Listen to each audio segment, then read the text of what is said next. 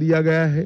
प्याज पर निर्यात शुल्क 40% से 20% करा है और एग्रीश्योर नाम का एक नया फंड लॉन्च करने का भी हमने काम किया है। मध्यम वर्ग को भी इस 100 दिनों में कई सारी राहत दी गई है। टैक्स राहत 7 लाख तक की आय पर अब कोई टैक्स नहीं लगेगा। वन रैंक वन पेंशन का तीसरा संस्करण लागू कर दिया गया है और 3 करोड़ घर प्रधानमंत्री आवास योजना के तहत स्वीकृत किए गए हैं। शहरी योजना के तहत 1 करोड़ घर और ग्रामीण इलाकों में 2 करोड़ घर। प्रधानमंत्री सूर्यघर मुफ्त बिजली योजना एक प्रकार से 2024 के बीच 2.5 लाख से ज्यादा घरों में सौर ऊर्जा का सिस्टम अब तक लग चुका है। एक अनूठी योजना है जिससे मध्यम वर्ग के परिवारों का बिजली का बिल तो मुफ्त हो ही जाता है, साथ में सौर ऊर्जा के हमारे लक्ष्य की पूर्ति के लिए भी वो कंट्रीब्यूट करते हैं। पीएम ई बस सेवा एनवायरमेंट फ्रेंडली सिस्टम तैयार करने के लिए लगभग 3400 करोड़ की सहायता से हमने पीएम ई बस सेवाओं की स्वीकृति दी है और स्टार्टअप को वित्तीय राहत और इनोवेशन को बढ़ावा देने के लिए स्टार्टअप पर 31% का बोझ डालने वाले एंजल टैक्स को समाप्त करने का भी निर्णय भारतीय जनता पार्टी की सरकार ने दिया है। National industrial corridor development programme के तहत 12 इंडस्ट्रियल जोन बनाए जाएंगे। जो 12 इंडस्ट्रियल जोन बनाए जाएंगे वो कहीं न कहीं बड़े नेशनल हाईवे से लिंक होंगे, इसके आसपास होंगे। ये national industrial corridor development programme के तहत 12 इंडस्ट्रियल जोन देश के हर क्षेत्र में बनाने का हमने निर्णय किया है। सबसे महत्वपूर्ण निर्णय मध्यम वर्ग के लिए मुद्रा ऋण की सीमा 10 लाख से बढ़ाकर 20 लाख कर दी गई है। पुराने ऋण का जिन्होंने सफलतापूर्वक भुगतान किया है वो सभी को इसका फायदा मिलेगा। एमएसएमई के लिए क्रेडिट गारंटी स्कीम शुरू की गई। छोटे व्यापारियों और छोटे उद्यमियों को बिना गारंटी से इससे ऋण मिल पाएगा और उनके व्यापार को नई सरलता और सामर्थ्य दोनों मिलेगा। सशक्त युवा ये किसी भी देश के विकास की प्राथमिक शर्त है। 2 लाख करोड़ के पीएम पैकेज की घोषणा हमने की है जो 5 साल में 4 करोड़ 10 लाख युवाओं को इसका लाभ पहुंचने वाला है। 1 करोड़ युवाओं को टॉप कंपनी में इंटर्नशिप के अवसर, अलाउंस और एक मुश्त सहायता राशि देने का भी निर्णय हमारी सरकार ने किया है। केंद्र सरकार ने भी लगभग कई हजार नियुक्तियों की घोषणा की है। कैपिटल एक्सपेंडिचर को बढ़ाकर 11,11,000 करोड़ तक पहुंचाना ये अपने आप में एक मील का पत्थर है। इससे कई युवाओं को रोजगारी के नए अवसर पैदा होंगे और हमारा इंफ्रास्ट्रक्चर भी मजबूत होगा। पीएलआई स्कीम और 12 इंडस्ट्रियल जोन के विकास से भी तजज्ञ युवाओं की नौकरियों का सृजन होगा। स्टार्टअप और एमएसएमई के लिए जो वित्तीय प्रोत्साहन हमने दिया है वो भी युवाओं के लिए कारगर साबित होने वाला है। दीनदयाल अंत्योदय योजना के तहत 10 करोड़ से अधिक महिलाओं को संगठित कर 90 लाख से अधिक स्वयं सहायता जूथ बनाए गए हैं और लखपति दीदी योजना के तहत 11 लाख नई लखपति दीदियों को ये 100 दिन में प्रमाण पत्र दिया गया है। 1 करोड़ से अधिक लखपति दीदियां प्रतिवर्ष 1 लाख रुपया सालाना कमाई कर रही है।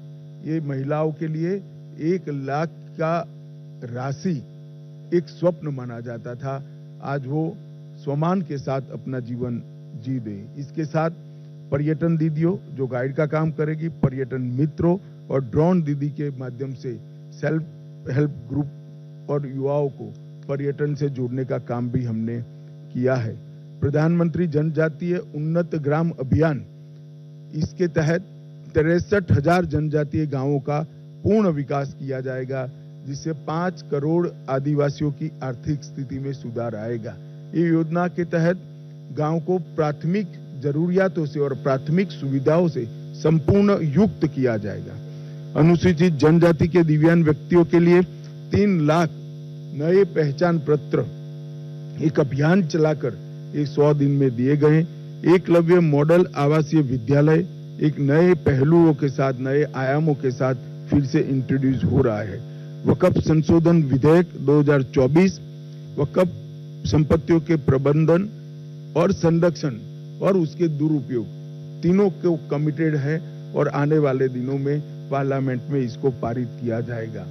आयुष्मान भारत योजना आज देश के कई करोड़ लोगों के जीवन का, सरल जीवन का आधार बनी हुई है। 5 लाख तक का स्वास्थ्य से जुड़ा सभी खर्चा एनडीए की नरेंद्र मोदी सरकार उठा रही है और ये प्रधानमंत्री जी का बड़ा महत्वाकांक्षी प्रोग्राम है। अब जैसा हमने हमारे घोषणा पत्र में वादा किया था, 70 वर्ष या उससे अधिक आयु के सभी वृद्ध नागरिकों को 5 लाख तक का मुफ्त कवरेज दिया जाएगा। इसमें जो गरीब घर में 70 साल से अधिक वाले लोग हैं, उनको अपने कार्ड के अलावे और 5 लाख दिया जाएगा, तो उनका कवरेज एक प्रकार से 10 लाख तक किया जाएगा। करीब करीब 4.5 करोड़ परिवारों के 6 करोड़ वृद्ध नागरिकों को इसका फायदा मिलेगा। इसमें आय की कोई सीमा नहीं रखी गई है। 75,000 नई मेडिकल सीटें बढ़ाकर हम मेडिकल एजुकेशन के लिए विदेश पर की निर्भरता को लगभग समाप्त कर देंगे। हमारी पूरी रिक्वायरमेंट ये 75,000 सीट बढ़ने के साथ ही पूरी हो जाएगी और इसके लिए हमने 3 साल का लक्ष्य रखा है। नियमित टीकाकरण के लिए, उसको डिजिटल बनाने के लिए यूविन पोर्टल भी यही 100 दिन में शुरू किया गया और देश के डॉक्टरों की एक सेंट्रलाइज रिपोजिटरी बनाने का काम भी इसी 100 दिन में हुआ है। 23 अगस्त को पहला अंतरिक्ष दिन मनाया गया है।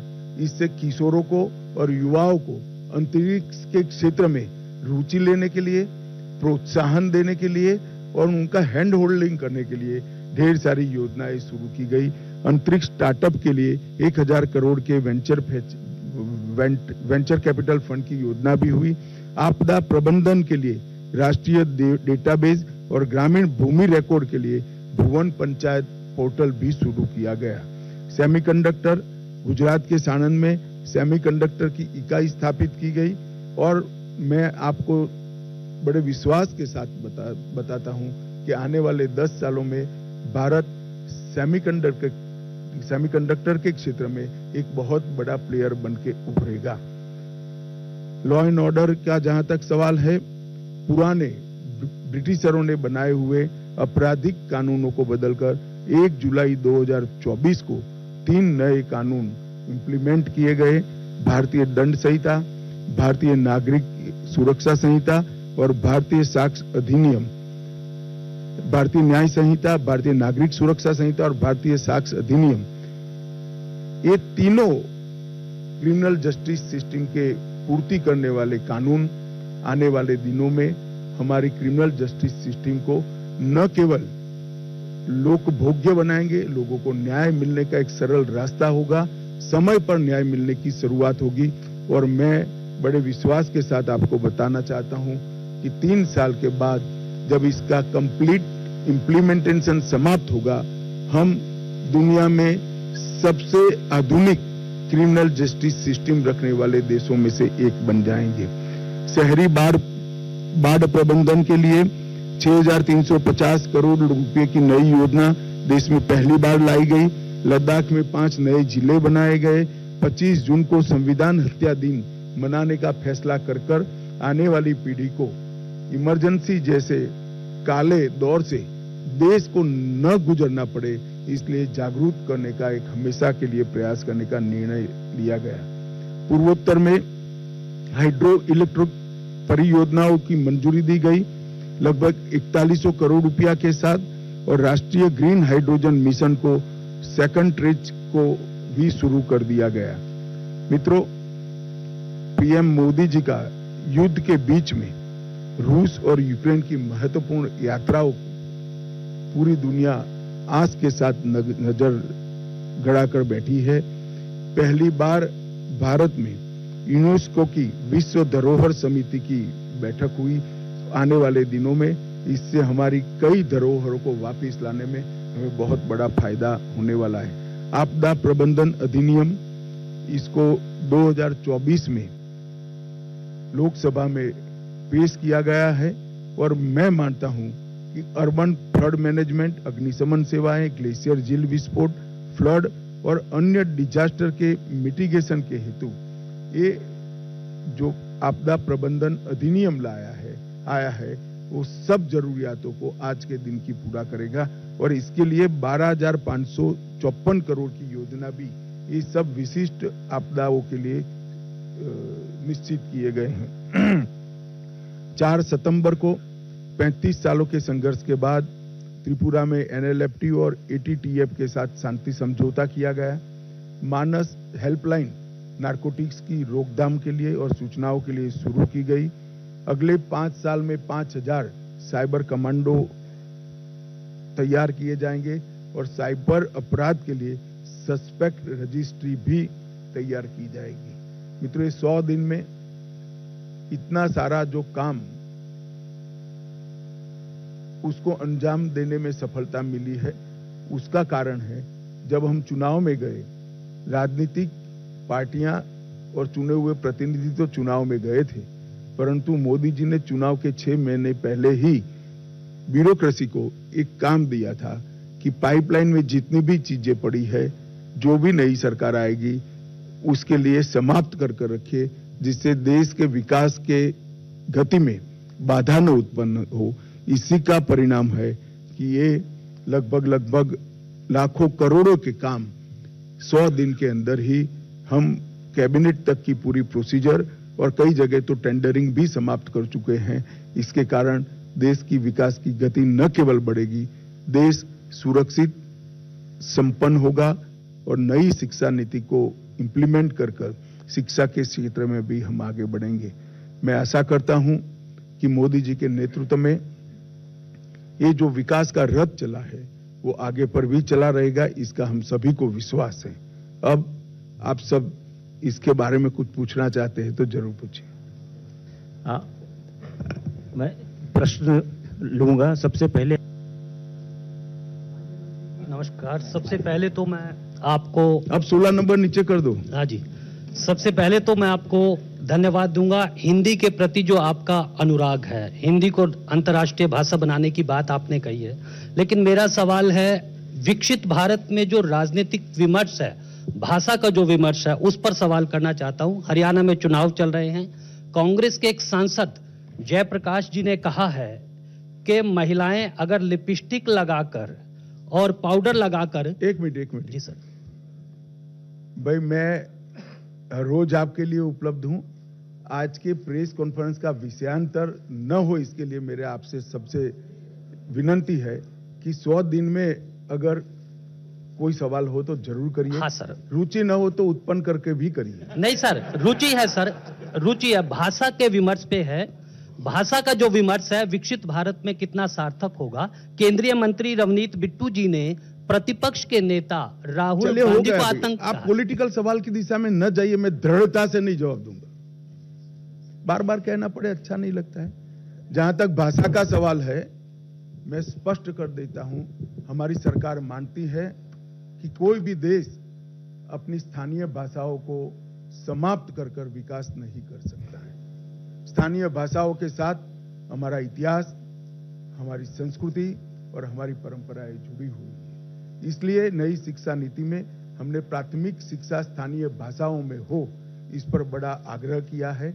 और राजभाषा का जहां तक सवाल है, मैंने बहुत स्पष्ट किया है कि हिंदी का किसी स्थानीय भाषा से कोई स्पर्धा नहीं है। राजभाषा विभाग ही अब एक ऐसा पोर्टल लेकर आएगा, किसी भी भाषण का, किसी भी लेख का, किसी भी आलेख का कुछ सेकंडों में ही संविधान की 8वीं सूची की सभी भाषाओं में भाषांतर कर देगा। धन्यवाद सर। 67। सर मैं शैलेश यादव हूँ एएनआई न्यूज एजेंसी से।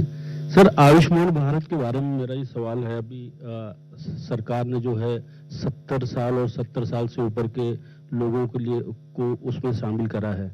तो सर मेरा ये सवाल है कि क्या सरकार की कोई ऐसी योजना है कि मिडिल और लोअर मिडिल क्लास को भी इस योजना में शामिल किया जाए? नहीं, मैं समझ नहीं पाया। आयुष्मान भारत में सर क्या लोअर और लोअर मिडिल क्लास को भी शामिल करने की योजना ये है? जो 70 साल के ऊपर के जितने वरिष्ठ नागरिकों को 5 लाख तक की सुविधाएं देनी है, उसमें हमने आय की कोई सीमा नहीं रखी। कोई भी व्यक्ति को ये फायदा मिलने वाला है। देश के सभी 70 साल से वरिष्ठ नागरिकों को फायदा मिलेगा। तो स्वाभाविक रूप से मध्यम वर्ग और उच्चतर मध्यम वर्ग, और कोई लेना चाहे ना चाहे मुझे मालूम नहीं है, मगर कोई करोड़ोंपति भी लेना चाहे तो वो एंटाइटल होगा। 255।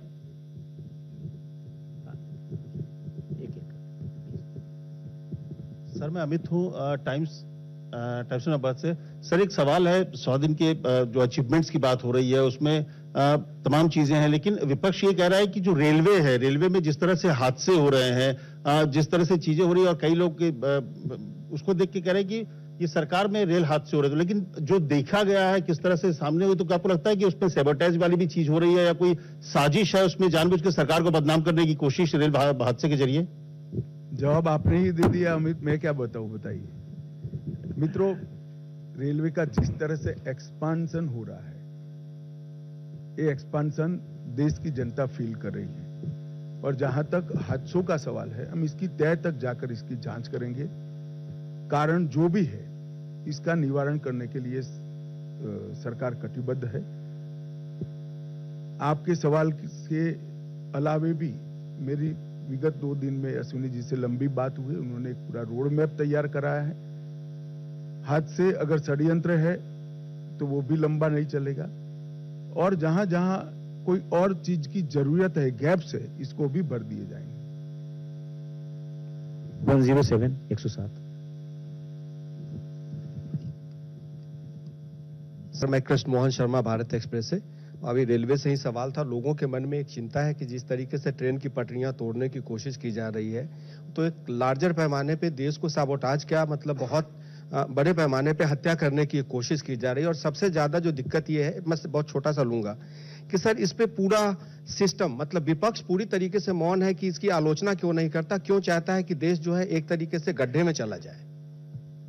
विपक्ष करे न करे, हम बहुत सजग है। 1,10,000 किलोमीटर की रेल पटरी का नेटवर्क है। सीबीआई, एनआईए, रेल पुलिस और गृह मंत्रालय, चारों बड़ी शिद्दत के साथ इसके प्रोटेक्शन की हम स्कीम भी बना रहे हैं, और आगे पर कोई सैबोटेज की घटना न हो इस पर क्रियान्वयन कर रहे हैं। अभी अभी इस प्रकार की वृत्ति नजर में आई है। हम इस पर कठोरता से संज्ञान भी लिया है और एक योजना लेकर भी आ रहे हैं। 93। सर नमस्ते, मैं अखिलेश शर्मा, एनडीटीवी से। 3 आपराधिक कानूनों में बदलाव किया गया है। जो अंग्रेजों के जमाने से चले आ रहे कानून थे उनको बदल दिया गया। आमूलचूल परिवर्तन का ये एक प्रयास है, लेकिन अदालतों में लाखों करोड़ों केसेस लंबित हैं, लंबे समय से लंबित हैं। तो इनका जमीन पर कब तक असर देखने को आएगा? आम आदमी को न्याय कब तक मिल पाएगा? देखिए, समस्या सात अर्थ में आपने जो उठाई बड़ी गंभीर है, परंतु आप तीनों कानूनों का अध्ययन करेंगे तो हमने तीनों स्तर पर,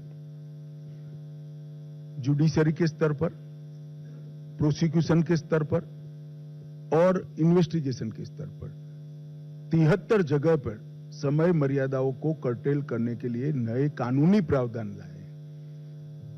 हमने इन्वेस्टिगेशन को साइंटिफिक करने के लिए एफएसएल को कंपलसरी किया है, जिससे कोई और ज्यादा साक्ष्य की जरूरत न पड़े, साइंटिफिक एविडेंस के आधार पर ही किसी को सजा दिलाई जा सके। मैं विश्वास करता हूं कि 3 साल के बाद, आने वाले 3 साल के बाद जो भी एफआईआर रजिस्टर्ड होगी, इसका 1 साल में सुप्रीम कोर्ट तक केस का फाइनलाइजेशन हो जाए।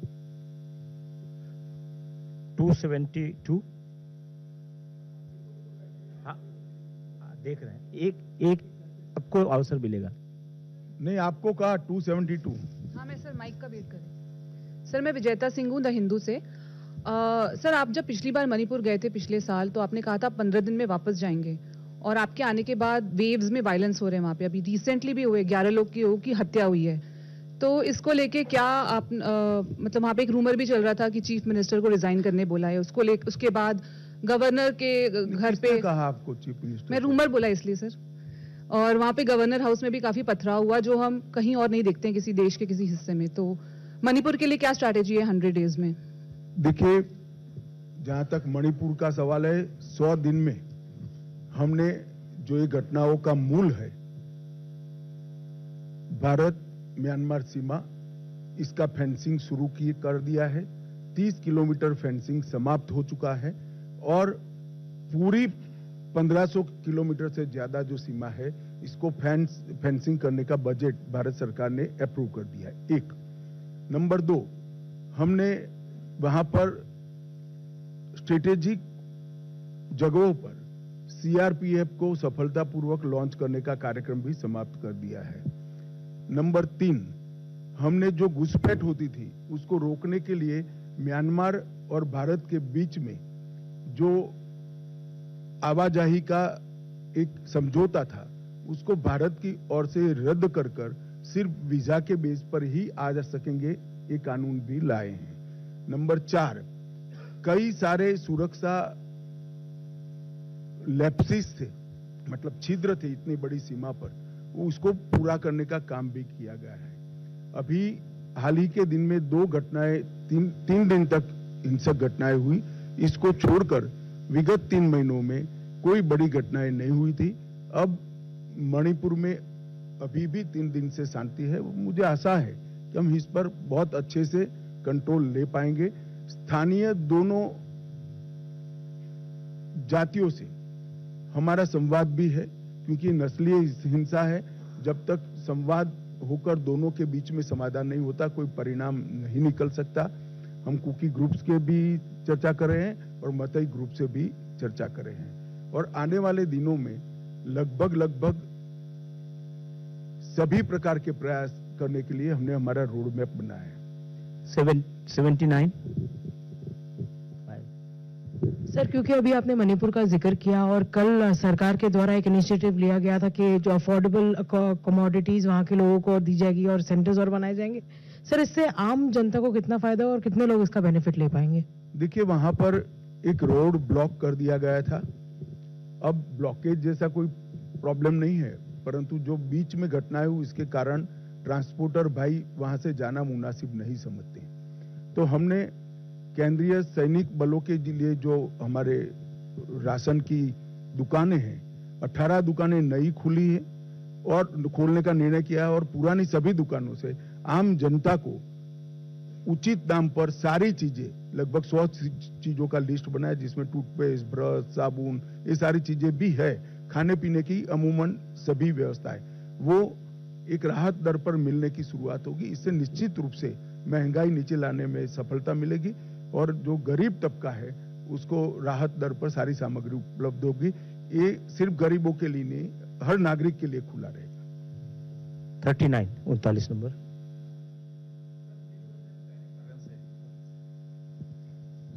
नीलू रंजन, दैनिक जागरण से। सर, ये जो अभी 10 साल के काम में एक 3.5 साल से रुका हुआ काम जनगणना का, और अभी जनगणना कर्मियों का प्रशिक्षण का काम भी कोई डेट नहीं आया है, तो वो कब से प्रशिक्षण शुरू होगा और कब से जनगणना शुरू? बहुत जल्द आ जाएगा।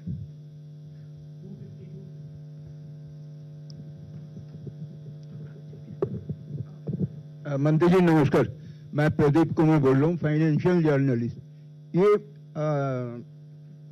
क्या नाम है आपका, जो इंफ्रास्ट्रक्चर, तुम पार्टियां ऊंचा कर रहे हो, अब सवाल भूल गए? हाँ नहीं, मैं 2-3 इंफ्रास्ट्रक्चर में आपने जो पैसा की बात कहा है, वो पैसा जुटाने के लिए क्या कहीं से आप लोन का भी सहारा लेंगे? ना जी, ये बजट में इसका पूरा प्रोविजन कर दिया गया है। 277।